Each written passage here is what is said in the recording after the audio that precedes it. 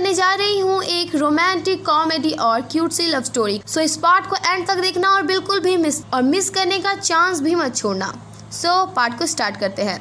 हम लोग एक इवेंट का सीन देखते हैं जहां श्याओजी आकर सारे इवेंट की फोटोज वगैरह निकालने लगती है और फिर वो शेफ को हमारे मेन लीड यानी कि जीशी के बारे में बताने लगती है और उसकी कुकिंग करते हुए एक वीडियो भी दिखाती है जिसमें कि हम लोग श्याओजी के साथ जीशी की काफ़ी अच्छी कुकिंग स्किल को देखते हैं, बट उसका फेस उस वीडियो में नहीं दिखाया जाता।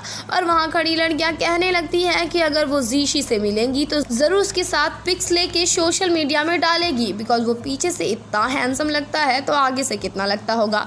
और शेफ जियाओजी को जीशी की लाइफ को लेकर एक टॉपिक को तैयार करने को बोलती है और इधर हम जीशी को देखते हैं जो अपने मोटर बाइक से कहीं जा रहा था और इधर श्याओजी बोलती है बट उसके बारे में इंटरनेट में बहुत कम डिटेल है और जो फोटोज की हमें मिली है वो भी पीछे से है और उसने बोला है कि वो कैमरा में आना ही नहीं चाहता, बट शेफ उसकी कोई बात नहीं मानती बिकॉज उन्हें लग रहा था इससे अच्छा टॉपिक किसी का बन ही नहीं सकता। और ये सुन के जियाओशी किसी को कॉल करती है बट वो कॉल नहीं उठाता और फिर उसी इवेंट में जीशी आता है और गाइज लिटरली वो सच में काफ़ी हैंडसम है, वो भी मेरा न्यू क्रश। वेल तभी जीशी के पास किसी का कॉल आता है और वो बताती है कि उसके भाई का एक्सीडेंट हो गया है और उसे जल्द ही वहाँ आना होगा। तभी जियाओजी की नज़र जीशी में जाती है और वो उसे टोकती है, बट जीशी अर्जेंट में जियाओजी को नोटिस नहीं करके वहाँ से तुरंत हॉस्पिटल की तरफ निकलता है। बट जियाओजी चिल्ला चिल्ला के बोलने लगती है, शेफ जी इंटरव्यू ऑलमोस्ट स्टार्ट हो गया है, आप कहाँ जा रहे हैं। और जीशी के वहाँ से जाने की वजह से शेफ उस पर बहुत भड़कती है और उसे लास्ट चांस देती है जीशी के साथ एक सक्सेसफुली इंटरव्यू करने के लिए, जिससे कि जियाओजी तुरंत मान जाती है और शेफ उसे बोलती है अगर उसने ये मिशन कंप्लीट कर लिया तो उसे फुल मेंबरशिप के तौर पे वो यहाँ पे हायर कर ली जाएगी। और ये सुन के जियाओजी बहुत ही ज़्यादा खुश होती है और वो रात भर मेहनत करके किसी रेस्टोरेंट के बारे में जानकारी निकालती है और हम जीशी को आइसक्रीम के शॉप में देखते हैं जहाँ वो काफ़ी परेशान लग रहा था। तभी उसे शॉप में जियाओजी आकर एक आइसक्रीम लेकर शॉप से बाहर आ जाती है और तभी जीशी की नज़र जियाओजी में जाती है और वो उसे देखता ही रह जाता है, बट अनफॉर्चुनेटली वो वहाँ से चली जाती है और जीशी उसे ढूंढने लगता है। बट तभी जीशी के पास जियाओजी आकर बोलती है क्या तुम सच में शेफ जी हो, और फिर उसे अपना इंट्रोडक्शन देती है और उसे इंटरव्यू के लिए तैयार होने को भी बोलती है, बट जीशी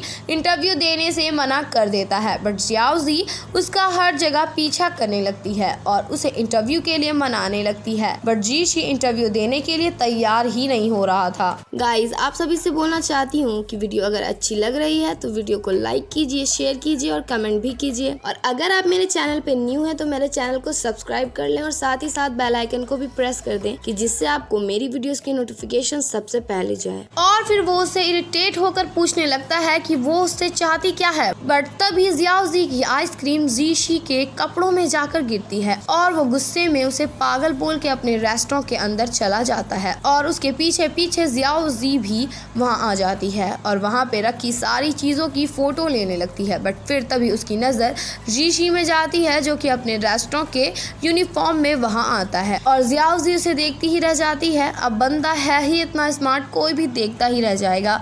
और अगेन जियाओजी उससे इंटरव्यू लेने के लिए मनाने लगती है, बट जीशी अगेन रूडली मना कर देता है, जो सुन के जियाओजी उसकी बुराइयाँ करने लगती है और बोलती है अगर उसे पता चला मैं यहाँ इसका इंटरव्यू लेने के साथ साथ इसके रेस्टोरेंट भी एक्सप्लोर करने आई हूँ तो ये तो मेरा कीमा बना देगा। बट फिर उसका ध्यान जीशी में जाता है और उसकी फ़ोटोज़ वो लेने लगती है और हम जीशी को कुछ सोचते हुए देखते हैं जहाँ हम उसके साथ एक फ्लैशबैक में चले जाते हैं जहाँ उसका बड़ा भाई उसके हिसाब से उसे एक फ़ूड बनाने को देता है और फिर प्रेजेंट टाइम में उस फूड के बारे में सोचने के बाद जीशी वही फूड श्याओजी के लिए बनाता है। और इधर जियाओजी जीशी की फ़ोटोज़ देख के बोल रही थी ये कितना हैंडसम है, बट फिर वो अपने आप को कंट्रोल कर लेती है। तभी वहाँ जीशी आकर उसे वो खाना सर्व करता है और खाने को देखकर जियाओजी वही करती है जो आजकल हम सब करते हैं, यानी कि फ़ोटोज़ लेना। बट जियाओजी उसमें अपने आईडी का फ्लैग लगाकर जो थी वाटरमेलन की तब उसकी फ़ोटोज़ लेती है, जो देख के जीसी इरिटेट हो जाता है और उसे पूछता है तुम्हारा जो फ़ोटोज़ लेने का काम था वो तो ख़त्म हो गया,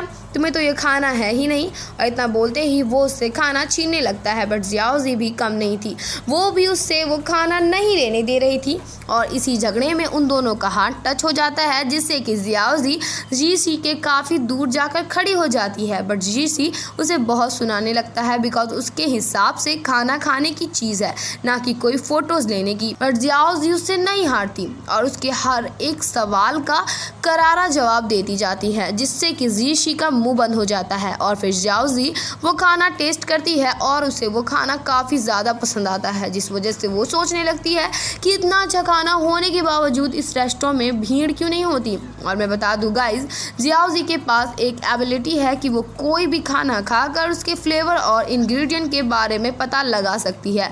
और उसे ये खाना का टेस्ट काफ़ी फैमिलियर लगता है, बिकॉज वो बचपन में भी ये डिश की तरह कुछ खाया करती थी। जो देख के जियाओजी जीशी के पास दौड़कर आती है और उससे पूछती है उसने ये राइस ऑमलेट बनाना कहाँ से सीखा है। बट जीसी उसे कुछ नहीं बताता और जियाओजी सोचने लगती है जीशी तो शेफ़ नहीं हो सकता, बिकॉज वो तब तो काफ़ी छोटा होगा उस वक्त, और वो भी काफ़ी छोटी थी जब उसने इस टाइप का डिश खाया था। और इधर हम ज़ुआओ यी को देखते हैं, जहाँ वो दो शेफ़ को जीशी और उसके भाई को लेकर बता के भड़काने की कोशिश कर रहा था। बट जीशी वहाँ आकर उसे सुनाने लगता है, बट ये भी उसे रिटर्न में सुना देता है। और इधर जियाओजी जीशी के किचन में आकर सब चीज़ों की फ़ोटोज़ लेने लगती है। बट वहाँ जीशी आकर उसका कैमरा छीन लेता है और उसे डांटने लगता है। बट जियाओजी उस पर चिल्लाने लगती है उसके रूड बिहेवियर को लेकर, जो देख के जीशी सोचने लगता है एक तो इसने मेरे से परमिशन नहीं लिया और मेरे ऊपर ही भड़क रही है। तभी जियाओजी के पास शेफ़ का कॉल आता है और वो उसे बताती है कि उसे लगता है जीशी ही शेफ़ लूजिंग है। तो शेफ उसे मिशन कंप्लीट करके ही आने को बोलती है और कॉल कट कर देती है। और ये सुन के जियाओजी परेशान हो जाती है, बिकॉज ये मिशन तो उसे इम्पॉसिबल सा लग रहा था। बट फिर वो बोलती है कि कुछ भी इम्पॉसिबल नहीं होता है। और इतना बोलने के बाद वो ठान लेती है कि वो जीशी का इंटरव्यू लेकर ही रहेगी। और इधर जीशी जैसे अपना बाइक स्टार्ट करता है,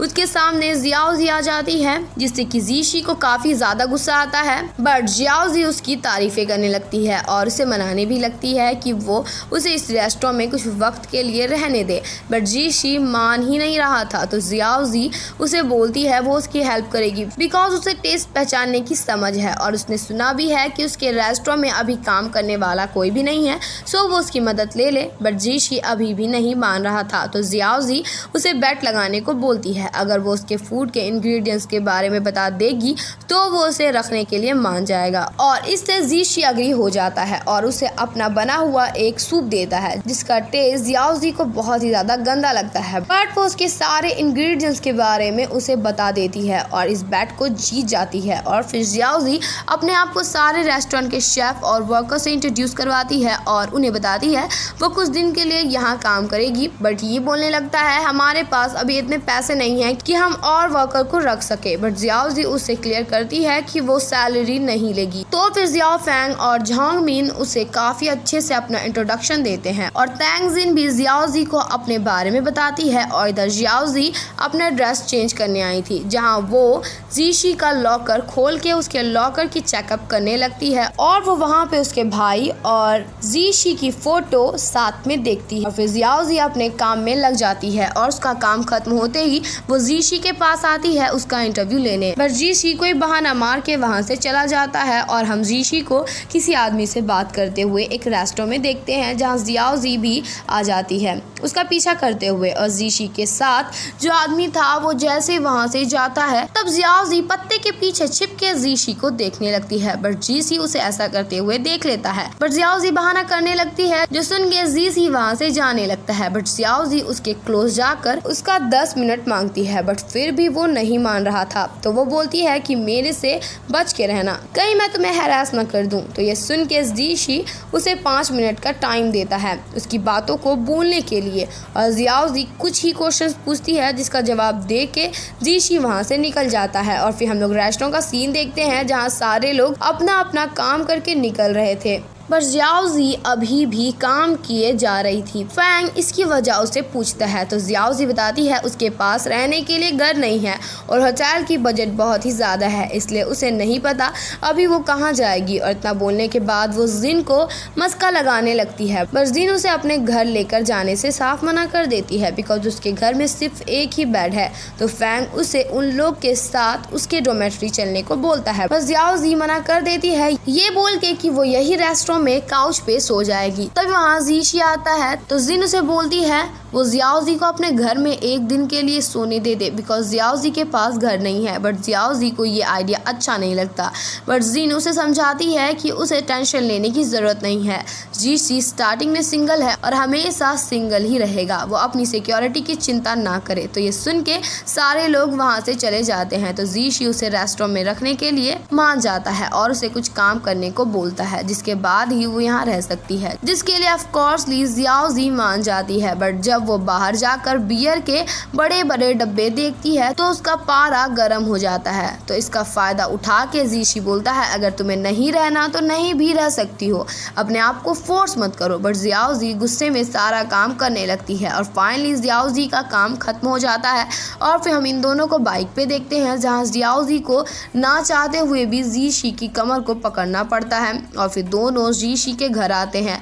और जीशी का घर देख के जियाओजी हैरान थी बिकॉज वो काफ़ी ज़्यादा बड़ा था। और फिर जीशी उसे उसका रूम दिखाता है जिसे देख के वो बहुत ही खुश हो रही थी। उसका पैर फिसलता है और वो जाकर गिरती है जीशी के ऊपर और दोनों एक दूसरे को देखने लगते हैं। बट फिर जीशी उसे अपने घर के रूल बताने लगता है कि वो उसके बेडरूम कभी भी नहीं आ सकती और किचन 11 बजे के बाद उसे जाना अलाउ नहीं है। और जियाओजी के पास उसके रूल मानने के अलावा और कोई भी उपाय नहीं था, तो वो मान जाती है। और जैसे जीशी वहाँ से जाता है तो जियाओजी अपने बड़े बेड को देखकर बहुत खुश होती है और अपने कप नूडल्स निकाल के किचन में जाकर उसे बनाने के बारे में सोचने लगती है। बट फिर उसे जीशी की बात याद आने लगती है जिससे वो अपसेट हो जाती है और चिल्ला के बोलने लगती है मेरे रात के स्नैक्स अब मैं कैसे खाऊंगी। बट फिर जियाओजी जीशी के रूल्स को इग्नोर करके कप नूडल बनाने को जाती है। बट वो देखती है कि किचन में तो ऑलरेडी जीशी कुछ बना रहा है और तभी जीशी को कुछ चाहिए होता है, तो वो ऊपर चला जाता है और जियाओजी छिप जाती है और उसके वहां से जाते ही वो उसका बना हुआ खाना देख के बोलती है तुमने मुझे किचन में आने से मना किया था बिकॉज तुम अपने स्नैक्स बना के अकेला ही खाना चाहते हो। इतना बोलने के बाद वो जीशी का